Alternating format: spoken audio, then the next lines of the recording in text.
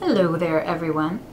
I just got a Canon Rebel T3i and with it decided that I was now properly armed to share my opinions as well as my music.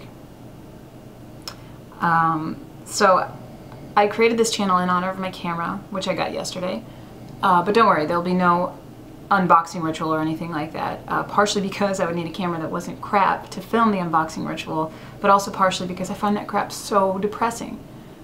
Seriously, once you open the box, whatever you bought already starts on this path to product decay and becoming obsolete. If I had a Sega Genesis right now, which I don't remember what year it came out, it was brand new in box, mint condition, it'd probably go higher on eBay, but it wouldn't increase my cool factor, and also it wouldn't make me feel as old. So, well, it would probably make me rage though, because there was this unbeatable, unplayable Batman game that some sadistic jerk bought my older brother, knowing that he would probably just pass it down to me after deciding that it wasn't any sort of fun. And it would be the only game I could play unsupervised for like 3 years. Anyway, I'm currently in Cambridge, Massachusetts. We're visiting MIT and Harvard with my family for my genius little brother who is trying to decide what school is worthy of his massive skills.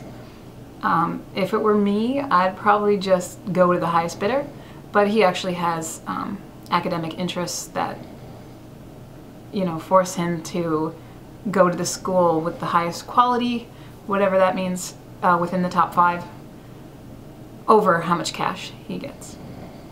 Whatever. Being here at MIT has inspired me to work harder.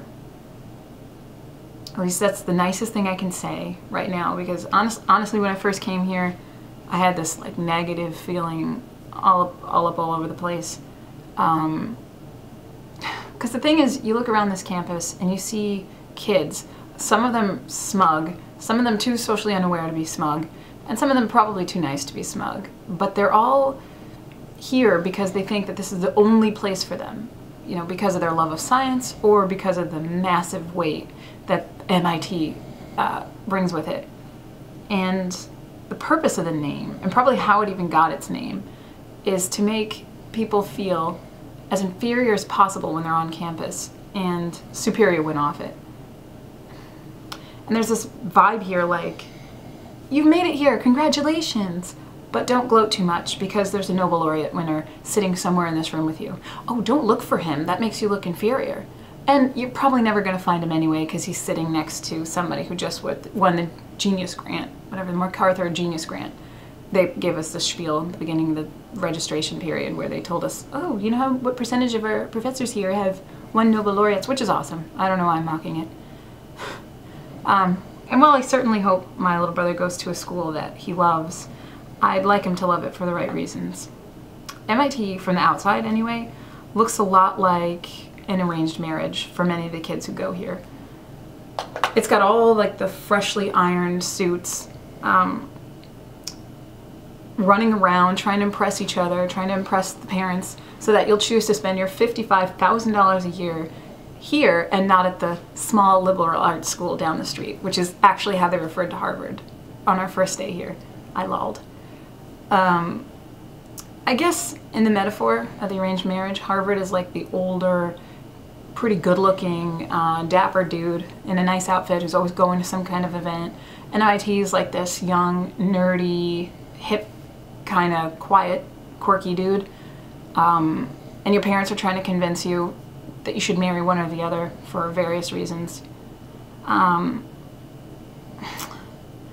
Kids are pressured, I feel like, to fall in love with this idea, either from their parents or from their peers or from their own perceptions of prestige, before they even know, you know, the delicate curves of Mr. MIT's scrawny shoulders. And when the marriage is finally consummated, any unhappiness probably won't lead to divorce, because divorce is failure.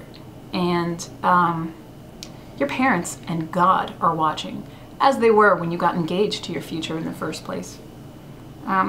Yeah, I really didn't want to launch into it like a negative rant about MIT and Ivy League schools and stuff, but when I first got here, my first thoughts were, could I get in here? Is my GPA high enough? Have I done cool enough research? Am I smart enough? And honestly, I started, like, any of the questions were yes, the answers to those questions were yes, I was immediately launching into this fantasy about doing genetics research with like my role models who are actually doing research here. And it was exciting, but who knows why? And I think like MIT plays the sexiest game of hard to get. But if you get it, it's not necessarily because you're superior. It's because you played a game and you maybe even compromised who you were to play it, or took off some clothes. When I used to desperately want to go to medical school, I had the same like ideas plaguing me. Like, who the F gets to decide, you know, what type of work requires immense strife in order to qualify? What ifs?